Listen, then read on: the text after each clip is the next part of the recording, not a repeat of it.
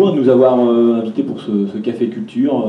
Ça fait maintenant 2 ans qu'on a fait notre transmanche et voilà, ça fait partie des bons souvenirs en tant que sportif. Donc au contraire, venir raconter une fois de plus cette petite épopée, voilà, c'est un petit plaisir pour nous.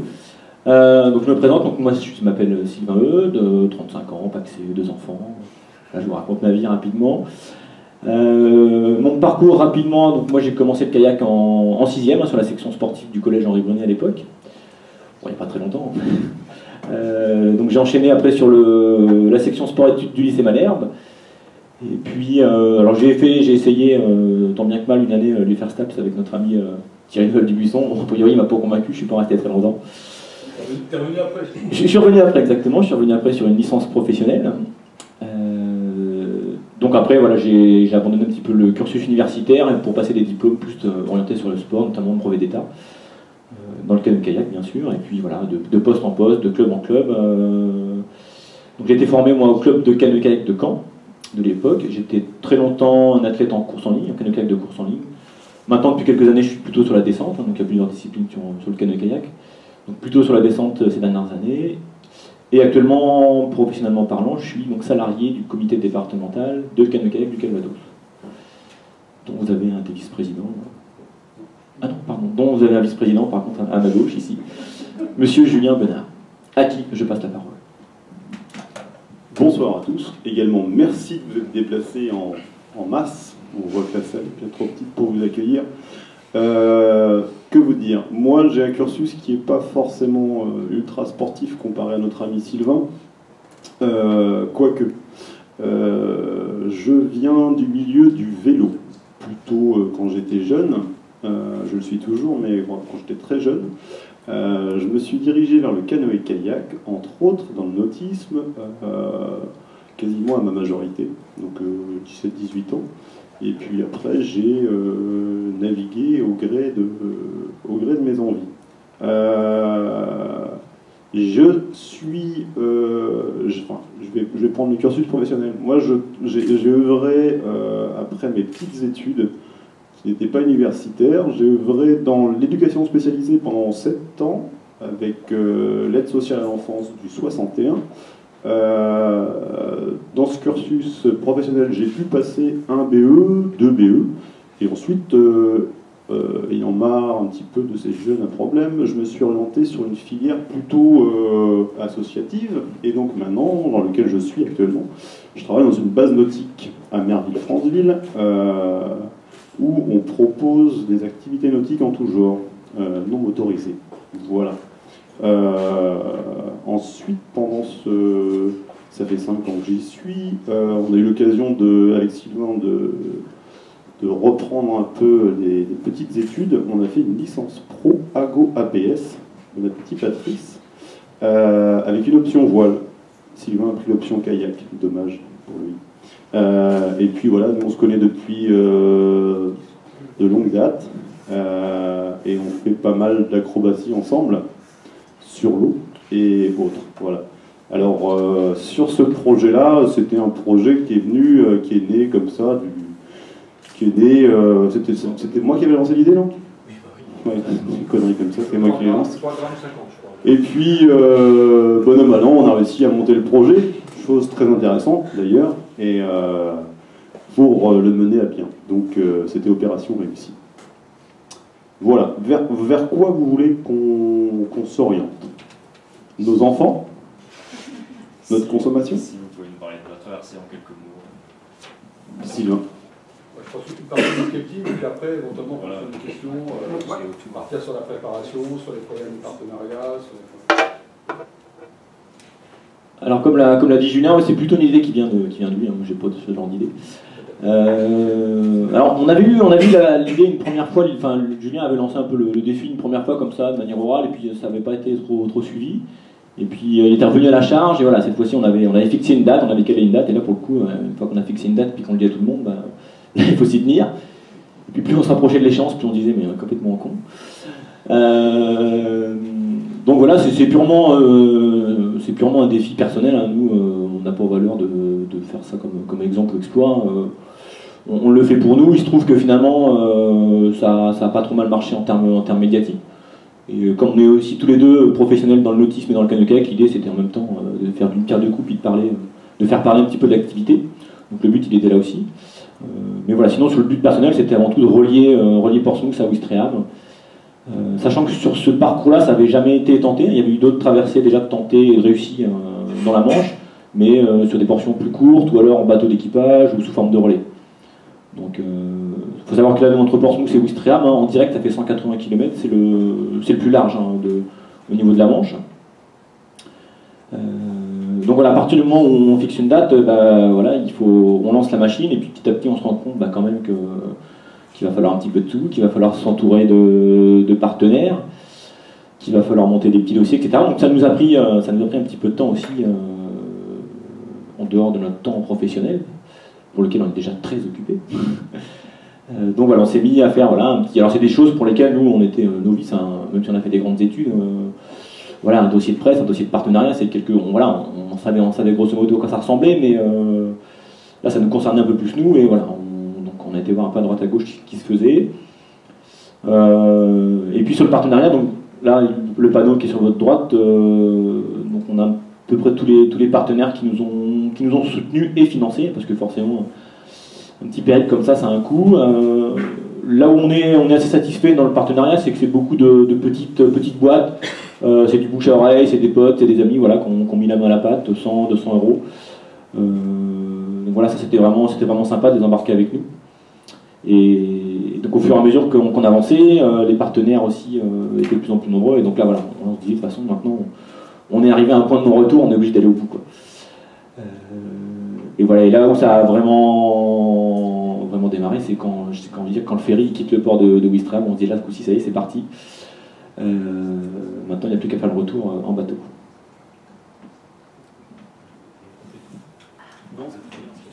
C'est très bien ce que dit Sylvain, bravo. Non, ce qui était remarquable, et vraiment sympa, c'est la notion de projet. Et on a pu rayonner surtout sur un cercle de connaissances, et non pas en allant chercher des financements comme vous pouvez entendre tous les jours sur des vraiment des gros budgets. Là on s'aperçoit que nous on s'est aperçu que les gens étaient prêts à donner un petit peu d'argent, et puis qu'il n'y avait en l'occurrence rien à attendre, ils n'attendaient rien de nous, et c'était vraiment pour nous filer un coup de patte, quoi. Et quand on parle de notion de sponsoring, on est sur des budgets des fois de 150 euros, et bon an mal an on arrive quand même à boucler la chose, et les gens nous ont suivis, et ça c'était, nous on connaissait pas du tout ce profil, ce côté-là, et ça a été vraiment génial, quoi. Donc ça c'était pas mal. Ensuite sur le parcours, comme Sylvain vous l'a dit, c'est un parcours, ça peut paraître 200 km en vélo, c'est faisable, il n'y a pas de souci, on sait à quoi s'attendre. Par contre là on passe sur un phénomène qui est plutôt marin. Et qui dit marin dit conditions de mer des fois un peu surprenantes. Donc là, on était parti vraiment sur des conditions de mer qui sont fin août normalement je veux dire par là qu'il n'y a pas énormément de soucis, quoi. Sauf que la période où on était là, quand on est arrivé, il y avait quand même du vent, gros vent. On avait je sais pas si ça peut vous parler, du Force 6, et donc les 3 jours avant de partir, on avait Force 6, mais vraiment dans le nez. Si vous avez eu dans le dos, c'était pas mal. Donc là, on avait du Force 6 qui était plutôt orienté sud, donc ça ne nous convenait pas. Et puis la nuit d'avant le départ, le vent a tourné. Donc le vent a tourné, et là on s'est dit... on a vraiment le cul bordé de nouilles, pour être, excusez-moi l'expression, mais et ça va le faire. Donc déjà ça c'était une priorité. On est parti, et puis on s'est pris quand même, on s'est fait un peu balancer au niveau de l'île de Wight. Alors l'île de Wight là c'est le Solent, je sais pas si ça peut vous parler.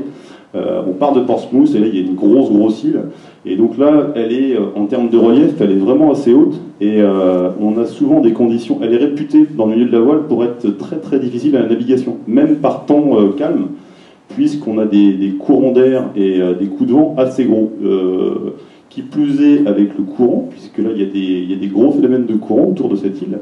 On s'est fait un peu tabasser là juste avant la nuit. On a pris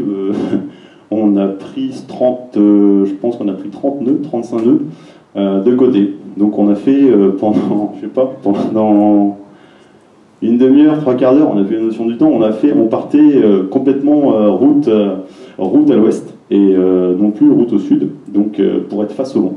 Et là avec Sylvain on s'est dit oh là là, c'est pas gagné l'affaire. Et puis passer cette fameuse île, l'île de White, après en fait tout est rentré dans l'ordre. Après, quand je parle de phénomène marin, sur le côtier, on n'a pas vraiment, en fait, on voit la mer comme vous la voyez depuis la plage. Il peut y avoir des petits mouvements d'eau, des petites vaguelettes. Il n'y avait pas de moutons, là, les vagues blanches. Mais on arrive quand même, quand on ne voit plus les côtes, on arrive sur un phénomène marin qui reste quand même la houle résiduelle. Donc la houle résiduelle, c'est pas préjudiciable pour la navigation, si ce n'est que tout seul, enfin, en bateau, en kayak, le cul sur l'eau, avec des creux qui vont, je sais pas, des creux de houle, là on était sur des creux de 6 à 7 mètres, donc c'est pas des vagues, hein, c'est des creux, c'est des ondulations. Quand on est tout seul la nuit, ça fait réfléchir un peu et on se dit là, s'il y a il n'y a pas d'esquimotage, le bateau d'accompagnement, il est quand même, des fois il était quand même à 300-400 mètres, on ne voyait plus, et là ça fait réfléchir. On a passé 2-3 fois avec la correctionnelle, mais ça l'a fait. Donc sur cette navigation-là, c'était pas si facile qu'on l'imaginait. Sylvain, à toi. Alors juste là, pour compléter sur le budget, c'est qu'on parle de partenaires de financement, on est sur cette histoire-là, on est à un petit 10 000 €, un accord de budget. Sachant que le plus gros poste, c'était notamment l'embarcation, le kayak biplace que vous pouvez voir sur les images. Et puis, Julien en a parlé un petit peu, donc il était hors de question bien sûr de faire cette traversée en autonomie, hein, tout seul, on n'est pas complètement suicidaire. Donc bien sûr on a fait appel à un bateau pour nous accompagner, donc là en l'occurrence c'était un petit voilier qui a fonctionné quasiment tout le temps au moteur, avec un équipage, hein, avec plusieurs skippers, donc voilà, ça avait un coût aussi pas négligeable. Donc pour continuer un petit peu sur notre traversée, voilà. Quand on a embarqué, c'est vrai qu'on a embarqué à Portsmouth, on avait grand beau soleil, on avait le vent qui allait bien. Donc là, c'est le premier effet qui se coule, quand on embarque sur l'eau, on est tout content, ça va bien. Et puis voilà, on a vite un petit peu déchanté quand on a pris effectivement les petites rafales là, de travers, surtout que ça faisait pas si longtemps qu'on était parti. Et puis finalement, à la tombée de la nuit, ça s'est quand même bien calmé. Et alors, on s'engageait quand même sur ce défi, on s'engageait sur quelque chose dont plusieurs paramètres qu'on ne maîtrisait pas, j'ai envie de dire. Même si avec Julien, on est habitué à faire quelques raids de nature, là on partait un peu dans l'inconnu, on partait sur 24 heures d'effort, sur une navigation non-stop, donc il y avait beaucoup de choses pour lesquelles on n'avait pas forcément trouvé toutes les réponses et toutes les solutions à l'entraînement.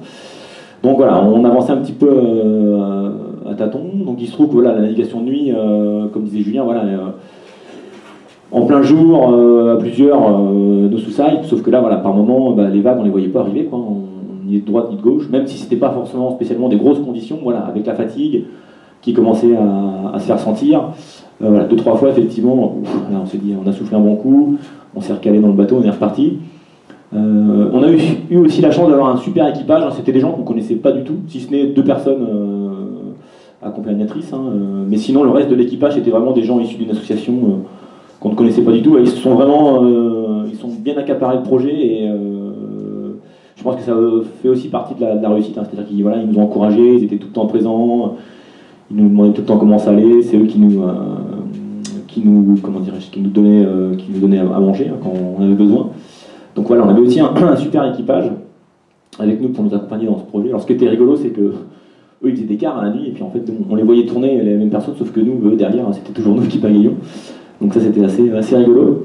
Alors après on se donnait des objectifs avec Julien, c'est-à-dire on se disait allez, il faut qu'on passe déjà la nuit, il faut qu'on passe la barre des 100 km, etc. Alors on se donnait des petits objectifs comme ça pour nous, des petits projets vraiment à très très court terme pour nous faire avancer, quoi.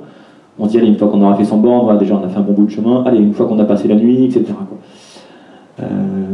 Et puis là donc arrive le petit matin, mais on a passé toute la nuit à pagayer, ça fait déjà 10-12 heures qu'on pagayait, et là la fatigue commence vraiment à se faire sentir.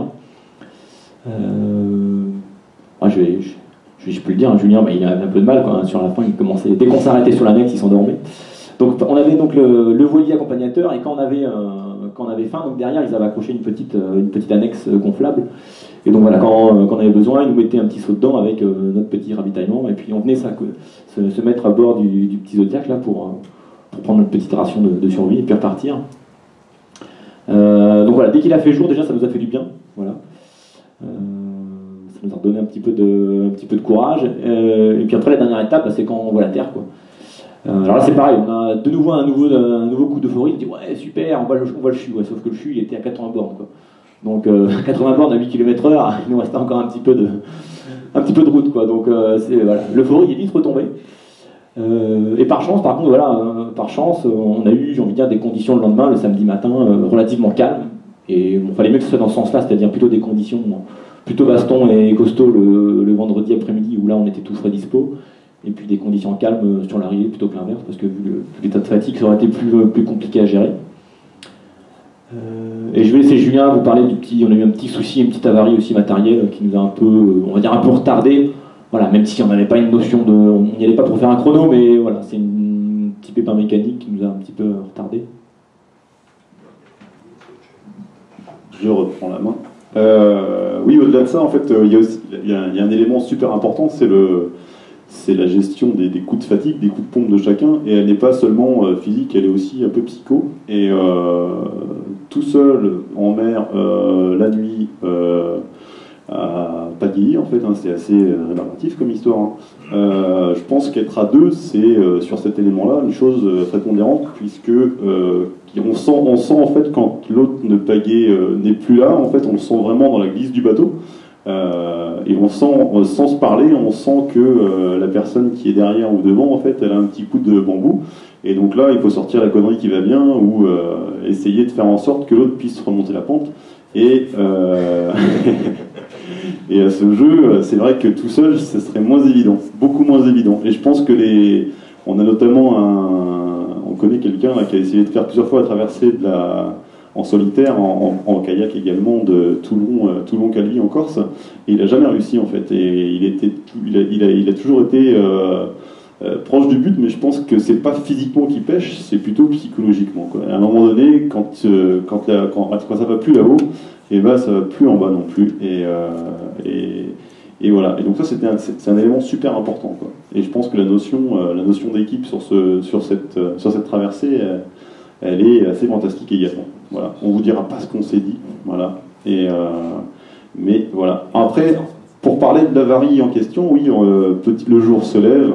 Et sur ces bateaux-là, c'est un peu, ils sont pas testés, on va dire, ils font pas des tests d'usure énormes en fait. Hein. Donc, à un moment donné, la barre à pied, en fait, c'est juste pour imager, c'est des câbles de frein de vélo en gros qui font 4 mètres chacun et qui vont actionner un petit safran derrière le bateau en fait.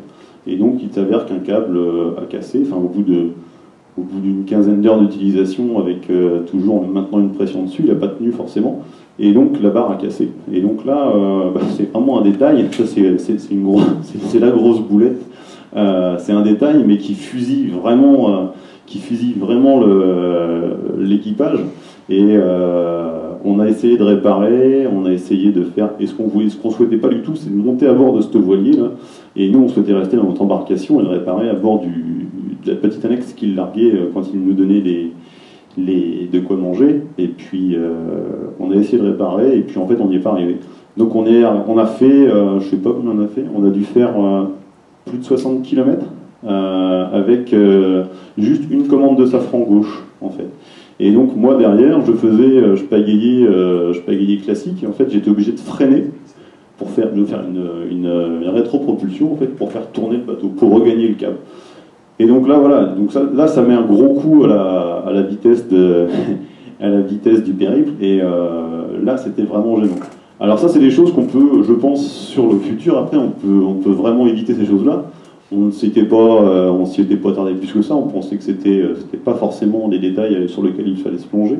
Sauf que, ben voilà, au final on met 24 heures tout pile, enfin un tout petit peu plus, mais je pense que descendre sous la barre des 20 heures, comme l'a dit Sylvain, il n'y a pas de notion de temps, mais descendre sous la barre des 20 heures, c'est vraiment jouable sur ce périple, avec tout ce qu'on a pris comme élément là, pour pouvoir faire la chose. Je pense que si un jour on le refait, eh ben, on aura beaucoup plus d'éléments à prendre en compte, notamment celui-là.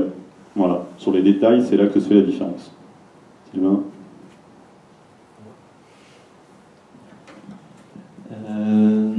Donc ouais, alors je ne sais pas, sur la traversée en question, vous avez d'autres, si vous avez des questions en complément par rapport aux images qui défilent derrière nous, est-ce que... Si en termes d'entraînement.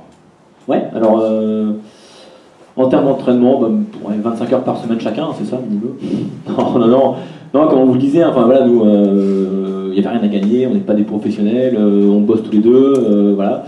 Donc c'était vraiment des entraînements, du bateau, certes, évidemment, ça coule de souche, j'ai envie de dire, mais pas que, c'est aussi voilà, tout ce qui est travail aérobie sur du foncier, donc c'était... Après, on a aussi chacun nos vies, j'ai envie de dire, pour l'instant on ne vit pas encore ensemble, on a nos vies de famille, donc finalement des séances ensemble, on en a fait quelques-unes, mais pas tant que ça au regard du projet, et après voilà, c'est une confiance mutuelle, moi j'appelais pas tous les soirs Julien pour savoir, t'as été courir, voilà. On est assez grands là-dessus, tous les deux, et puis chacun allait faire sa petite sortie de vélo, sa petite séance de natation, de course à pied, de son côté, et puis dès qu'on pouvait, bien sûr, on essayait de naviguer ensemble.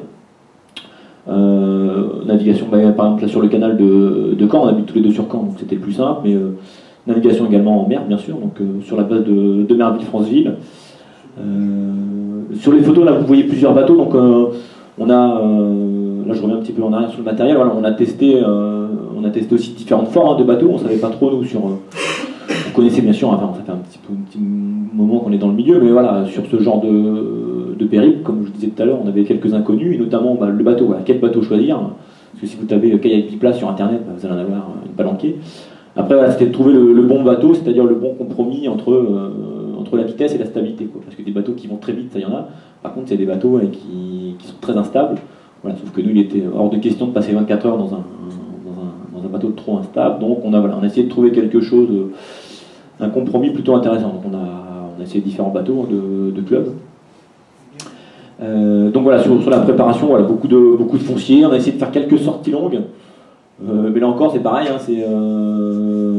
vous prévoyez un planning prévisionnel, et puis sur le papier c'est tout beau, voilà, il y a plein de belles épreuves à faire, et puis finalement il se trouve qu'il y en a certaines qu'on n'a pas pu faire, donc voilà. Je pense que, comme l'a dit Julien, le paramètre psychologique, c'est ce qui nous a permis de tenir, et c'est ce qui nous a permis d'aller au bout, j'ai envie de dire avant tout. Moi je pense que physiquement on aurait pu être beaucoup mieux, et quand Julien dit que ça peut être sous la barre des 20 heures, je pense qu'effectivement ça peut se tenter.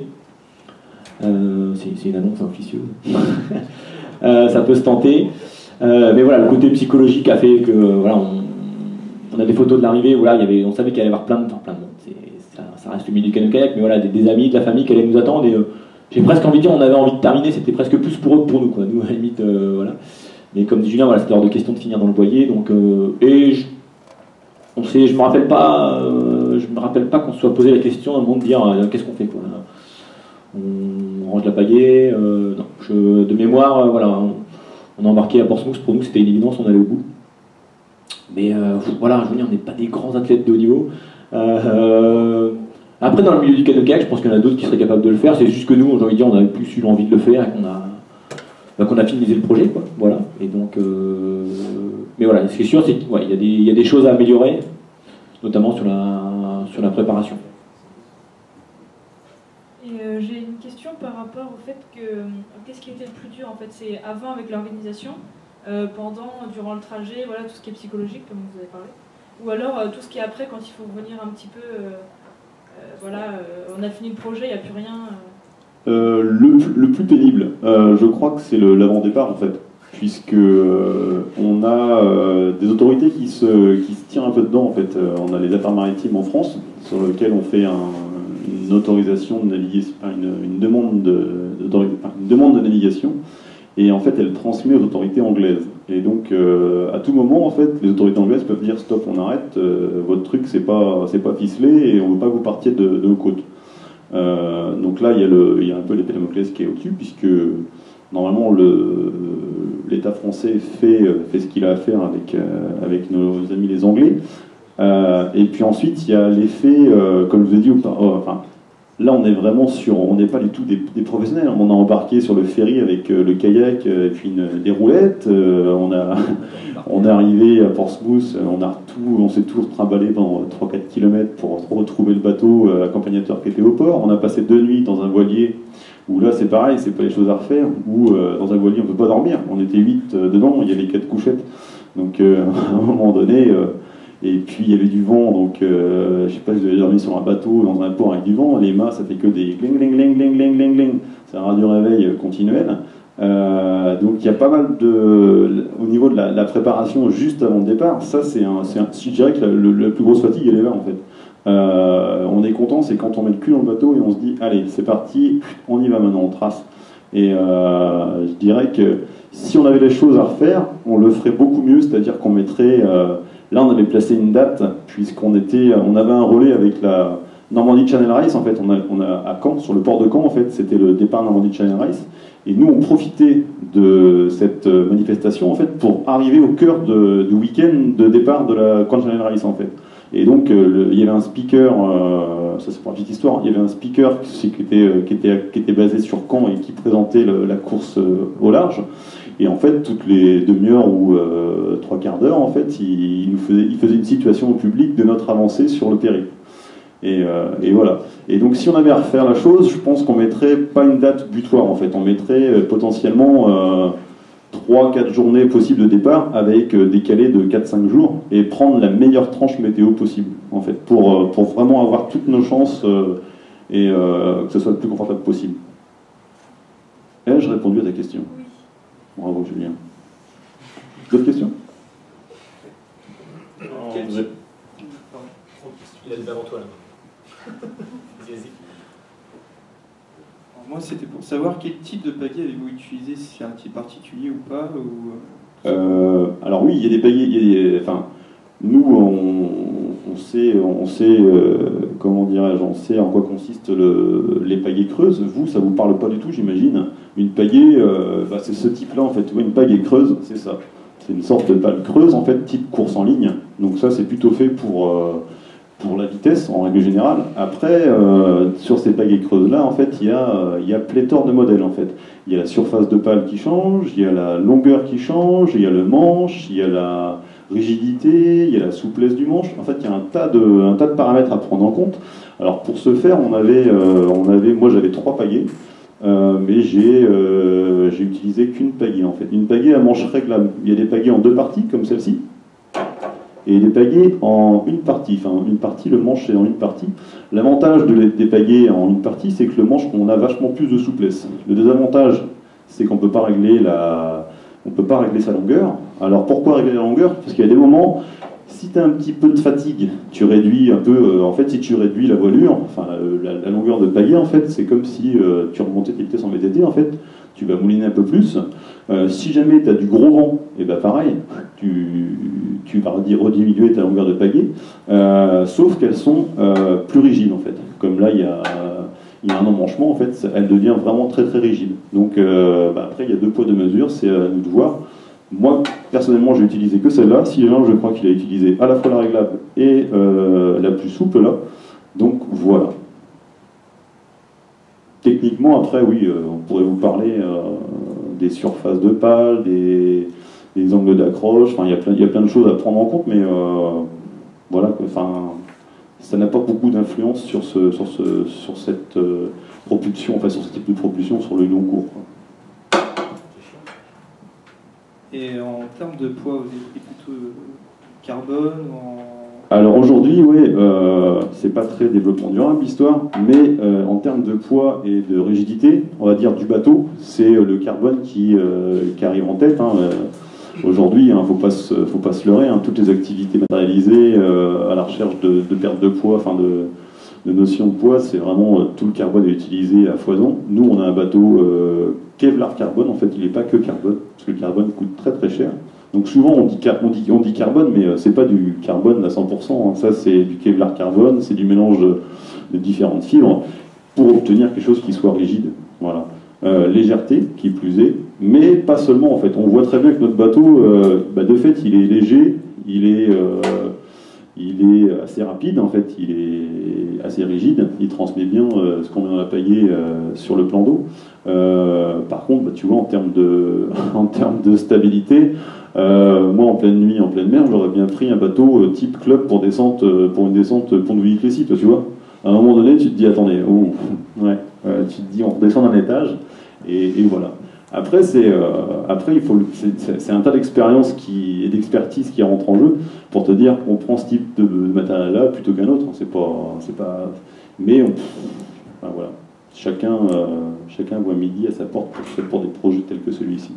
Sylvain, à toi. En termes d'aménagement sur le bateau aussi, vous avez pu faire des modifications? Oui, alors en fait le bateau qu'on a acheté, hein, c'est un bateau de série, hein, c'est pas un bateau qu'on a fait effectivement spécialement pour l'événement.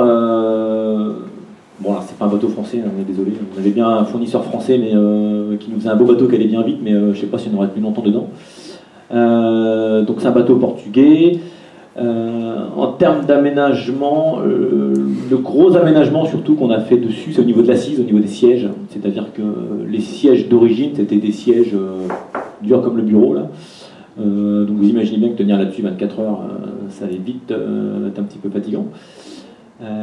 Donc en fait, on a acheté des gros coussins dans un magasin de matériel médical. Des gros coussins à mémoire de forme. Donc on a fait sauter les sièges d'origine, voilà, on a posé ces gros coussins au fond du bateau, et avec ça, et même avec ça, j'ai envie de dire, au bout d'un moment, ça fait du bien quand même de sortir un peu les jambes du bateau. Donc sur certaines photos, on voit la petite annexe, la rouge et noire, qui était accrochée au volet. Donc l'annexe, vous voyez, elle n'était pas plus grande que la table, donc vous imaginez bien, de toute façon, on ne pouvait pas faire des kilomètres dans cette annexe, mais voilà, ça faisait toujours du bien de sortir un petit peu les jambes du bateau, de se découvrir un peu les fesses, même si on ne s'arrêtait pas très longtemps, parce qu'il ne fallait pas non plus se refroidir. Donc voilà, en termes d'aménagement, après voilà, on avait mis des petites bouteilles d'eau à poste, hein, sur les bateaux pour pouvoir boire en continu. On avait fixé au départ, à l'arrière du bateau un mât avec un mât réfléchissant, c'est ça. Donc voilà, on le voit, voilà, hop, exactement là derrière Julien. Donc ça c'est au départ, parce que finalement ce mât il a tenu 3 heures, puis au bout de 3 heures il a plié bagage, donc voilà, donc on l'a vite démonté, puis on l'a mis à bord du bateau. Donc ça c'était une commande des affaires maritimes, hein, comme vous a expliqué Julien, en termes de réglementation et puis de visuel.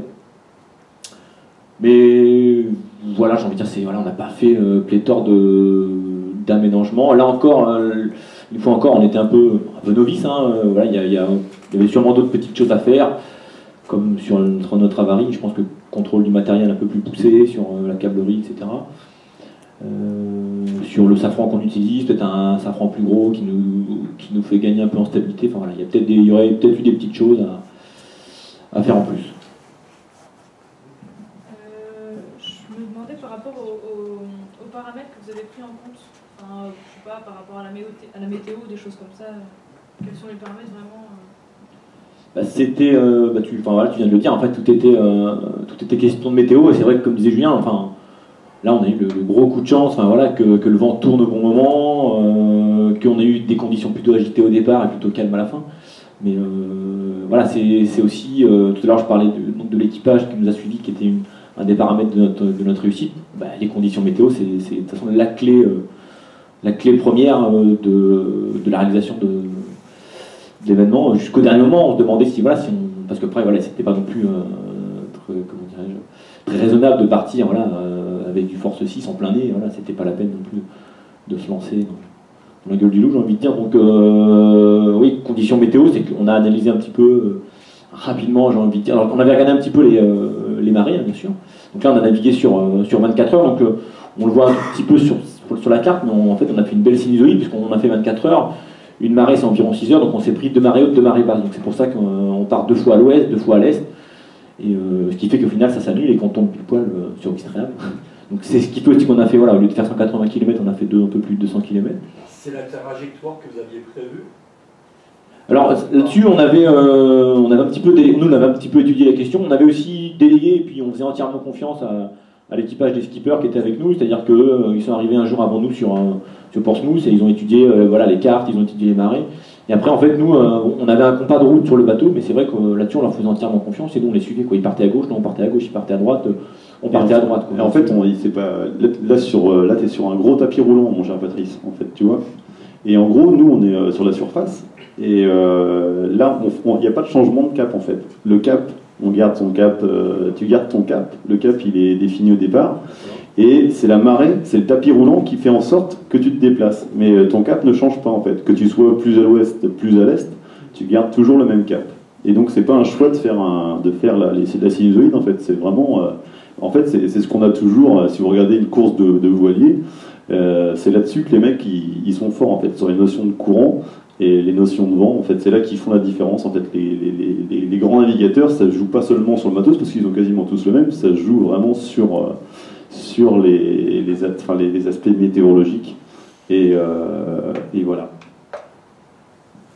Voilà, comme dit Jean, on n'a pas eu besoin de compenser, puisqu'on voilà, on a eu deux marées positives, 2 marées négatives, donc voilà, au final, on a toujours gardé le même cap, pas eu besoin de compenser.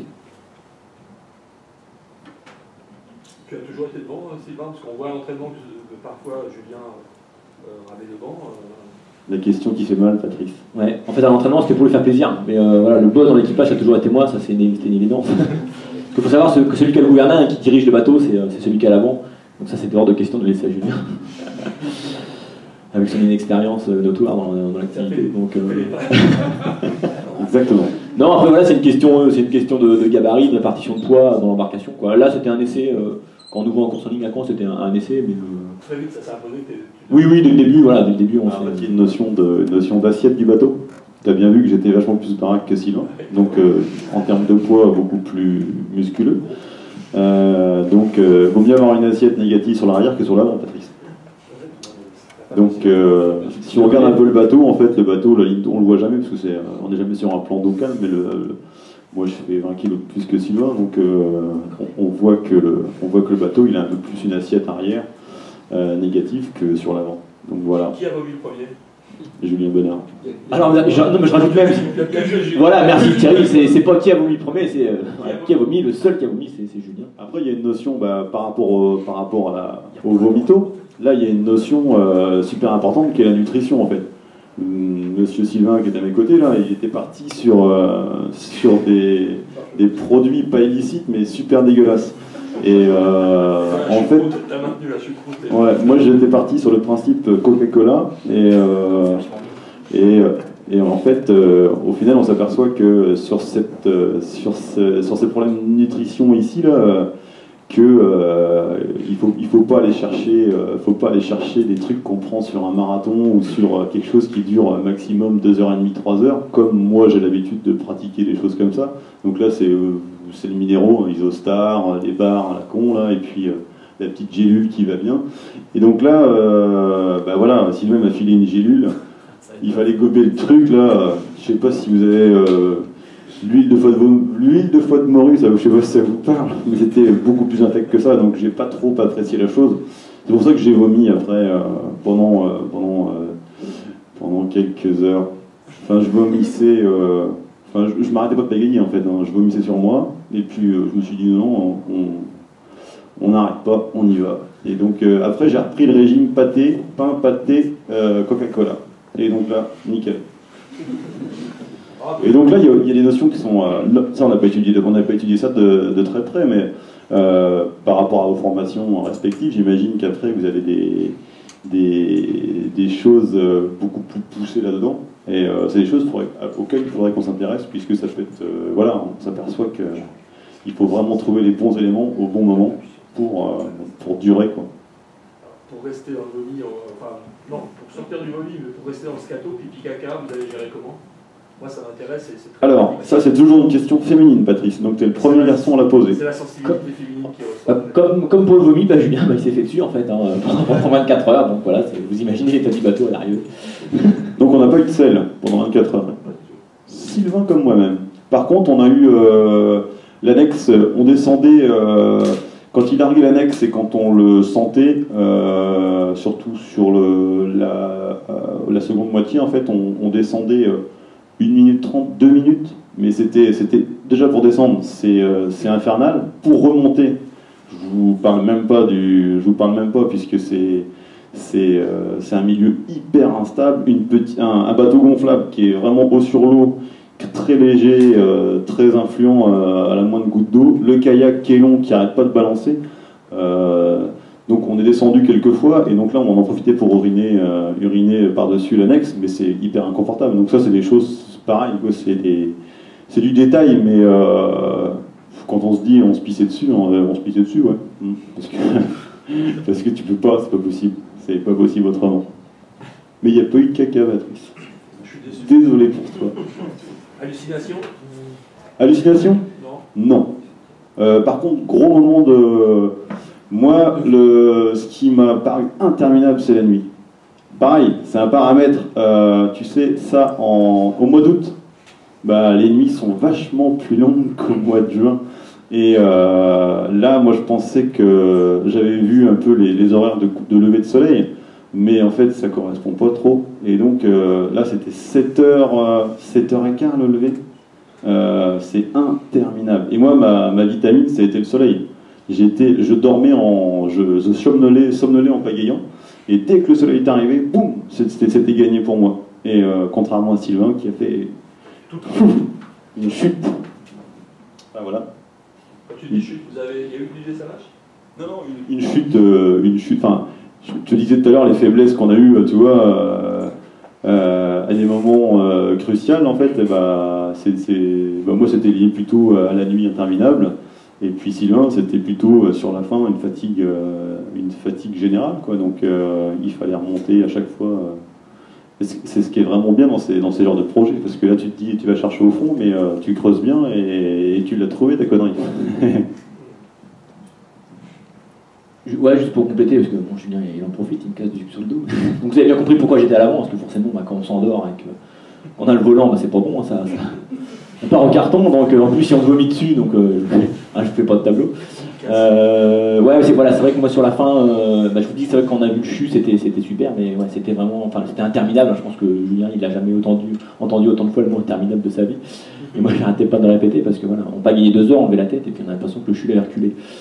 Donc voilà, la fin vraiment très très longue. Vous parlez beaucoup de tout ce qui est psychologique. Est-ce que si c'était à refaire, vous travaillerez plus dessus en amont? J'envisage, je sais pas, à la limite sur le psychologique, enfin on est habitué à faire pas mal d'épreuves un peu à la con, quoi, et puis des preuves longues, des raids, enfin des trucs un peu. Donc à la limite sur le psychologique, en tout cas pour ma part, j'ai pas l'impression que ça soit vraiment comme je disais tout à l'heure, c'est ce qui nous a permis de tenir. Donc à la limite c'était un peu un de nos points forts. Par contre voilà, sur l'équipement, sur la nutrition, sur des questions d'hébergement, on a dormi dans le ferry, on a dormi par terre avant de partir, enfin voilà, des conneries, tout ça, tous ces points-là, je pense qu'on peut faire beaucoup mieux. Alors je dis pas que sur le plan psychologique on peut pas le travailler, mais je pense que c'était déjà une de nos armes fatales un petit peu pour aller au bout.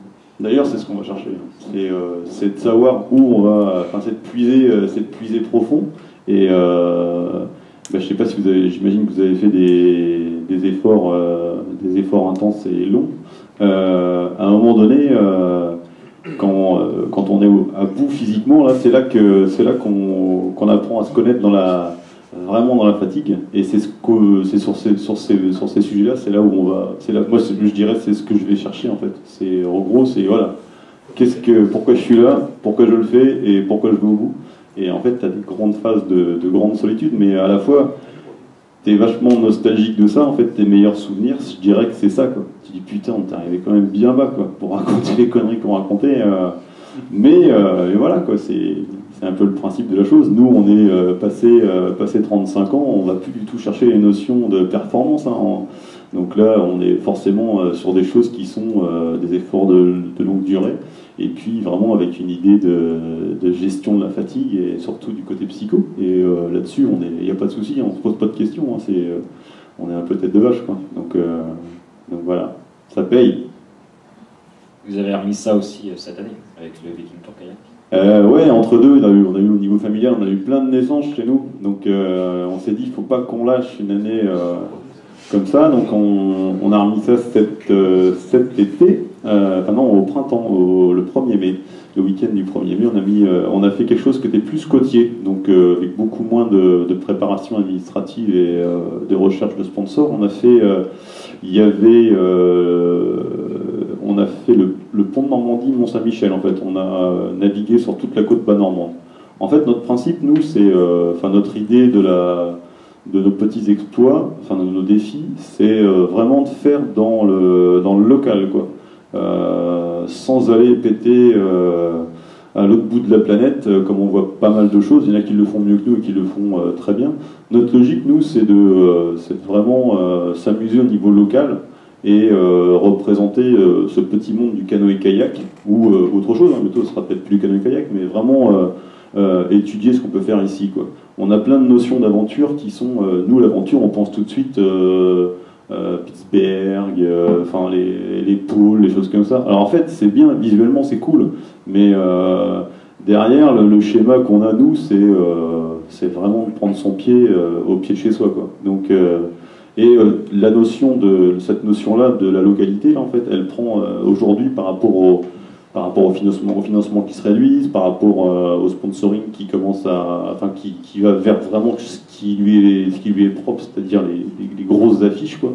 On a vraiment des gens qui se lancent là-dedans. On a aujourd'hui des phénomènes de raids là qui sont très locales et qui sont aujourd'hui des raids reconnus et avec vachement de participants locaux. Et ça, je pense que dans les activités physiques de pleine nature, on en aura de plus en plus. Et c'est ça qui est super intéressant, puisqu'on a vraiment, dans toutes les régions, il y a vraiment des zones propices à faire des défis sportifs ou autres. Hein. Ça peut être totalement axé sur d'autres critères, mais donc voilà. Donc là, cette année, c'était la côte bas normande en canoë-kayak. Combien de vent 290 mesurés. Et est-ce que justement la traversée de la Manche, ça vous a apporté beaucoup de choses pour faire le Viking Tour? Oui. Bah déjà, on avait la notion on avait toute la notion de matériel logistique qui était là. Et après, sur du côtier, on savait très bien que c'était en termes d'organisation beaucoup moins important. Et s'il y avait une erreur ou s'il y avait une baignade, parce que on est sur un milieu aquatique, nautique, on risquait peu, quoi. À savoir que sur la transmanche, là, si y avait un seul souci, si jamais on dessalait, on n'arrivait pas à esquimoter et on était à nager, c'était abandon de suite parce qu'il faisait froid. La fatigue, moi je pense après au niveau, tu remontes pas dans le bateau comme ça, tandis que sur ce principe, sur le schéma Viking Tour de la côte bas normande, c'était plus du tout cette notion de risque qui était là. Sauf que sur la côte bas normande, c'est pareil en fait, en termes de météorologie, en fait, on s'est pris très très très cher, et c'est là qu'on s'est dit, on est un peu con. On a relié, on est très con. On a fait le pont de Normandie avec une météo, on s'est pris, je sais pas, 15 averses dans la journée, mais des grosses averses, donc on était frigorifiés, et on s'est arrêté à Grand-Camp-Mézy, donc on devait continuer après, on était tellement frigorifiés qu'on a fait une pause tente. On est reparti, ensuite on a fait Grand-Camp-Mézy, Saint-Valahougue, et on s'est dit, non, on va passer par les îles de Saint-Marcoux. Donc elles sont situées à 4000 du rivage. Et en gros, moi, c'est une des plus grosses navigations de toute ma vie en canoë-kayak. En fait, ce qu'on fait normalement, puisqu'on le fait avec nos adhérents club ou pour nos pratiques perso, ce qu'on doit faire en tout et pour tout en 3 heures, voire 4 heures, là, on a mis 5 heures et on s'est fait tabasser. À tel point qu'à Saint-Marcoux, on s'est arrêté et on s'est dit, qu'est-ce qu'on fait? SNSM, moyen. Retour au plus court avec au surf moyen, puisque s'il y a natation, c'est ou bille en tête, on allait rejoindre Saint-Valahougue. On arrivait à Saint-Valahougue, on était lessivés. Et donc là, la notion de risque sur ce truc-là, malgré qu'on pensait que c'était évident qu'il y avait, et là on aurait pu se faire violence plus. Voilà. Donc ce milieu marin, il est vraiment à prendre en considération. Hein. ce que vont chercher certaines personnes dans des mers un peu démontées, nous on l'avait à 80 bornes d'ici sans problème. Hein. N'est-ce pas, Sylvain? Pas grand chose à rajouter, hein. Julien a très bien résumé. C'est vrai que logistiquement parlant et administrativement parlant, c'était beaucoup plus facile. Hein. C'était frisou là, cette histoire de Viking Tour. Et par contre, voilà, on s'est fait un peu surprendre, hein, voilà, malgré nos expériences respectives. C'est vrai que, effectivement, comme dit Julien, c'est quelque chose, c'est une balade. Hein, on peut vous emmener ce week-end s'il fait beau, on y va, pas de problème. Si on a les bonnes conditions qui vont bien, c'est une petite balade qui est vraiment sympa, qui se fait bien. Sauf que voilà, le jour où on l'a fait, c'était pas bon du tout. Et voilà, une fois qu'on est arrivé au milieu, au point de non-retour, voilà, faut aller au bout. Donc voilà, arrivé à Tatiou, t'es un petit peu seul. Hein. Enfin, si, il y avait un phoque qui était là, qui se promenait, qui se fait de la gueule. Et effectivement, on s'est posé bien 3/4 d'heure, 1 heure hein, sur l'île, à manger notre ration de survie, et puis voilà, se demander ce qu'on faisait, est-ce qu'on appelait, est-ce qu'on déclenchait les secours ou pas. Et puis, bon, finalement, le retour, c'était tant bien que mal. Et voilà, c'est la petite. Après, les conditions, on a du coup arrivé à Saint-Valo, on a analysé un petit peu les conditions météo pour la suite de la journée, et il n'était pas envisageable de continuer sur la pointe nord, hein, le Cotentin. Saint-Valo, pardon. Donc en plus, il y avait un local de l'étape, un local de l'étape du club de Cherbourg qui est venu nous rejoindre, donc qui nous a dit bah là les gars, c'est comme vous voulez, mais là franchement, là vous faire la côte nord, c'est pas très conseillé. Donc voilà, c'est là où on a triché, on a coupé à travers champs pour embarquer donc sur la côte ouest, autour de Goury, un petit port sympathique. Et là pour le coup, vu que les vents étaient orientés plutôt est, là on était plutôt bien abrités, et ça nous a permis de finir la journée tranquillement, d'avancer un petit peu, de faire une deuxième nuit de bivouac avec notre équipe qui nous suivait à terre. En cette fois-ci, on avait une équipe qui nous suivait, une équipe logistique qui nous suivait à terre, et de finir voilà tranquillement le lendemain jusque dans la baie du Mont-Saint-Michel. Pour revenir sur les partenariats, vous avez créé un dossier partenariat. Comment ça s'est passé? Un vrai dossier, je ne sais pas si c'est un vrai dossier. Après, en tout cas, a priori, les partenaires à qui on l'a présenté. Alors, il y a deux choses. Je pense que, vu que c'était aussi beaucoup de local, il y avait beaucoup de gens qu'on connaissait. Je pense que ça trouve les gens, même sans le dossier, peut-être qu'ils nous auraient quand même donné un peu de tout, j'ai envie de dire. Donc après, c'est pareil. Là, faire des dossiers, Julien, il adore. Moi, c'est pas trop ma passion. Mais voilà, c'est pas notre tasse d'été, c'est pas là où nous notre rôle c'est de mettre les fesses dans le kayak et de taguer, ça on sait faire. C'est faire un dossier de partenariat, bon, on sait en faire, mais je pense qu'il y a mieux aussi à faire. Mais voilà, a priori, en tout cas nous, ça nous a suffi. Comme disait Julien tout à l'heure aussi, voilà, ce qui était intéressant, hormis peut-être Decathlon pour pas les citer, sinon tout le reste, voilà, c'était vraiment du local, de la petite boîte, et dans un cercle restreint. Et donc ça a bien marché. Patrick, je sens que tu as une question. Non, mais si je peux me permettre, oui. Ils ont minimisé leur valeur sportive dans un premier temps, parce qu'ils sont plus forts que ce qu'ils ont dit. Surtout moi. Enfin, Sylvain, il est quand même dans les 20 meilleurs Français en descente, donc ça parle un peu. Puis Julien est pas pourri sur tous les sports. Ping-pong, et fléché. Et puis leur dossier, pour l'avoir vu, moi je peux vous assurer que c'est un dossier qui tient, il est solide. Donc ils sont pas si cons et si mauvais qu'ils veulent bien les entendre. À part sur le câble qu'ils ont changé pour le dernier. Il était plus costaud Oui, pour le Viking Tour, on avait retiré le gouvernail câble. Et Julien n'a pas vomi sur le. C'était en 2014. Il n'a pas vomi. Le dossier était bien fait. Alors, par rapport aux notions de partenariat, en fait, il faut bien prendre en considération que nous, dans le monde on va dire le milieu du kayak, là, on n'est pas très très fort, et puis on n'a pas beaucoup de visibilité en fait. Hein. Il vaut mieux aujourd'hui sponsoriser un beau voilier avec une grande voile qui va péter de toutes les couleurs, et là le partenaire, lui, il est prêt à craquer. Nous, quand on dit au partenaire, qu'est-ce que vous avez pour nous faire refléter sur votre défi, quand on lui montre la coque du bateau, là, en termes de visuel, faut vraiment avoir c'est microscopique, hein, donc là-dessus, on ne sait pas faire quoi. Il faudrait qu'on ait un voilier accompagnateur avec des voiles, avec les sponsors, mais là on rentre dans des coûts astronomiques. Hein. Aujourd'hui, comme je vous disais tout à l'heure, en fait, les partenaires dans le nautisme, en fait, c'est vraiment la voile, ou sinon c'est des trucs extrêmes, type Red Bull, enfin les mecs qui risquent leur vie toutes les 2 secondes. et c'est très télévisuel, c'est très spectaculaire. Nous, sur ces approches-là, d'ailleurs, on n'a pas besoin de gros budget, c'était le but, sauf que derrière, nos partenaires, ils attendent rien de nous, en fait. Ils attendent rien, ils nous tendent une main, et derrière, ils s'en fichent totalement de savoir si on parle de leur truc ou pas, quoi. Donc, il faut faire super attention à la notion de partenariat, à la notion de projet, et vraiment aller... D'ailleurs, on n'a pas eu la question, qu'est-ce que vous allez nous apporter si je vous... un coup de main, si ce n'est un coup de main, quoi. Donc, il n'y aura pas de retombée sur une augmentation énorme de la clientèle, il y aura rien, quoi. Donc, c'est vraiment on va dire, une sorte de mécénat, hein. C'est con, mais c'est comme ça. Retour média, les médias les plus importants, c'est monté à quel niveau? Régional et national? Régional, c'est ça, hein, régional, avec notamment l'émission C-Sport de France 3. Alors c'est pareil, ça c'est des choses dans l'organisation. Enfin, on a pris le ferry le mercredi soir, voilà, le mercredi après-midi, on était encore en train de se faire filmer par France 3. Enfin, tout est venu vraiment sur le tard, hein.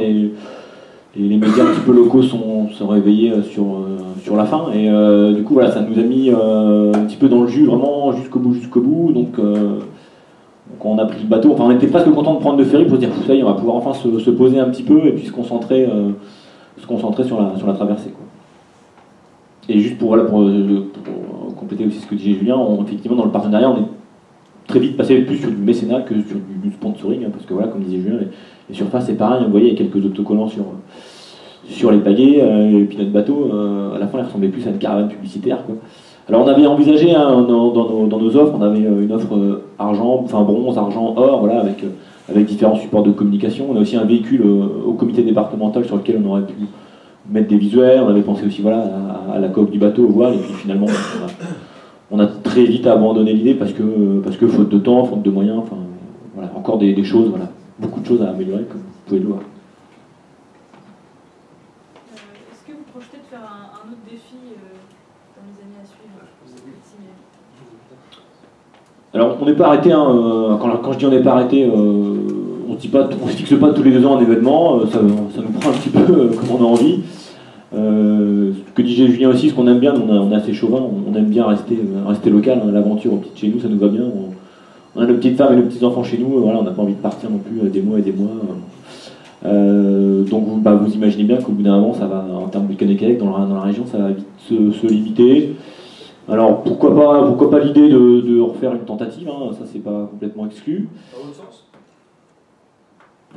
Nous on aimait bien l'idée d'arriver chez nous, quoi, voilà, de dire on rentre à la maison, d'arriver en Normandie. Et puis il y a aussi un coin, je sais pas si vous connaissez, hein, tout le coin du Cotentin avec les anglo-normandes, les îles anglo-normandes, voilà, qui pourrait être aussi un petit périple, encore pas trop loin de chez nous, Guernesey, Jarzé, Chauzé, voilà, un petit périple dans ce coin-là. Voilà, c'est ça. Après, comme disait Julien, pour l'instant on est sur le support kayak, on est assez fanats tous les deux de sport de pleine nature. Peut-être un jour, je sais pas, en VTT, en course à pied sur du grand raid. Voilà, on a passé un cap, on devient plutôt endurant maintenant à notre âge, donc même si moi j'ai que 25 ans. Mais voilà, on n'est pas fermé, voilà, peut-être qu'il n'y aura plus rien, peut-être que l'aventure est finie, mais bon, on est plutôt parti pour refaire autre chose. On ne sait pas encore quand. Multi-activité apparemment, ça pourrait. Ça pourrait, après, en kayak, je pense qu'on peut le dire, de refaire Transmanche, épisode numéro 2, ça nous titille un peu quand même, quoi, parce qu'on se dit qu'il y a quand même plein de choses à améliorer, donc au mois de juin, pourquoi pas. 2015, je sais pas. 2015, je sais pas. Le soleil se lève plutôt au mois de juin. Ouais, en fait, l'eau est plus fraîche au mois de juin, sauf que les nuits sont vachement plus courtes, donc why not? Et non, après on a vu 2-3 choses au Canada, là, après là on est plus du tout dans le local, hein. Donc il y a une grosse course qui est vraiment dans ce que j'ai pu traduire avec mon pauvre anglais, mieux que Sylvain.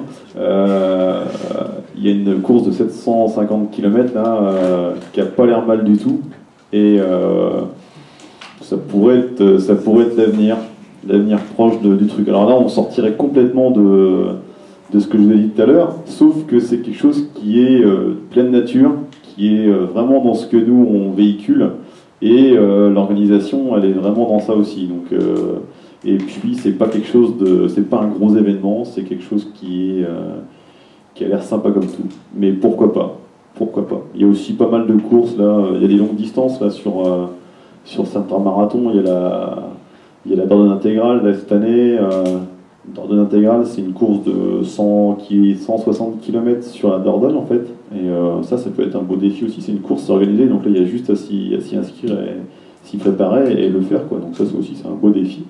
Et mais il y aurait que nous et pas nos familles, et on serait de gros qui penseraient qu'à nous, on y serait tous les 6 mois, il n'y a pas de souci. Hein. Mais là, il y a ce que vous allez connaître plus tard, des choses qui sont plus importantes que d'autres.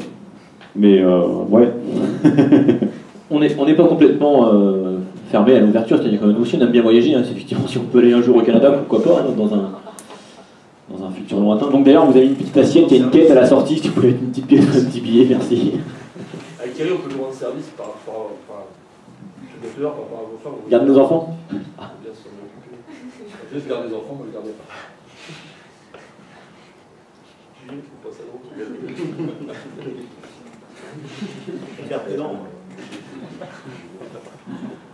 Sinon, on peut passer pour manger quelques trucs tout en. Toujours Si vous en avez marre. Si quelqu'un a des questions. Dernière question. La plus belle des questions. Moi, j'ai pas de questions, mais j'ai des commentaires. Tu permets une question, est-ce que vous avez été plus amis après qu'avant le défi? Ça a renforcé votre amitié? Ouais. Vous n'avez pas vu pendant... On n'a jamais été amis, hein, ça, on a... De toute façon, un mec qui veut... On n'a pas entendu. Ça peut pas être ton pote, c'est pas possible. Je sais pas, alors c'est vrai que pour la petite histoire, hein, on va raconter, on s'est rencontrés avec Julien. J'étais son formateur en fait, j'étais un petit peu son mentor. Hein. C'est moi qui lui ai validé son diplôme presque. Donc voilà, on s'est connus finalement on s'est connus sur le tard quand même. Et voilà, c'est vrai qu'on a bien accroché de par la formation. Après Julien c'était un mec qui habitait sur Caen, sa chérie est sympa. Donc voilà, tout ça a fait, voilà, on a été rapidement amené à se revoir. En plus il a pris un poste sur Merlin France Ville, donc ouais, on a gardé en plus. Puis la chose est qu'on habite à 800 mètres l'un de l'autre, donc voilà, tout ça a fait que ouais, on se voit assez régulièrement. Et puis bon, il faut le supporter de temps en temps, mais ça se passe bien au final. Pourquoi tu veux qu'on soit plus amis après qu'avant, ou comment tu le conçois? Je pense que tout peut s'entendre.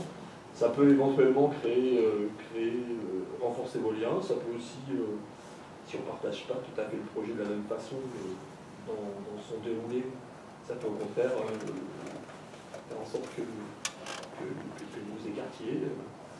Vous connaissant, je pense que ça n'a pas été le cas. Il me semble que ça a plutôt renforcé, vous avez partagé une belle aventure avec un beau résultat à l'issue, donc je pense que vous aurez plutôt sorti grandi, que votre amitié elle a plutôt été renforcée. Mais bon, c'est pas forcément le cas toujours. Hein. Ouais, il n'y a jamais eu de coup de gueule en fait. Ouais. Et on va dire qu'on est complémentaires, mon cher Patrice. Et en fait, maintenant moi je me pose même plus la question de savoir si Sylvain est capable ou pas si on se dit ok aujourd'hui pour un projet, on est sûr qu'on va pas calanche au milieu, quoi. Enfin, on fera tout, on mettra tout en marche pour accomplir le défi en question, quoi. Mais comme vous tous, j'imagine que vous avez des objectifs. Hein, les objectifs, si vous les tenez, vous êtes super ravis, ça vous invite à faire d'autres projets. Et là-dessus, en termes d'amitié, non. Par contre, comme tu dis, il y a eu, moi je connais des gens qui ont traversé, là, qui ont fait, dans le même type, hein, qui ont fait une pirogue hawaïenne de 4 personnes avec un handicapé à bord, qui ont fait traverser Toulon-Calvi, et où là ça a été vachement plus tendu en fait, vraiment plus tendu. Ils étaient déjà 4 sur un bateau, ils ont fait ça avec des grosses chaleurs, et ils emmenaient quelqu'un de paraplégique sur la chose, quoi.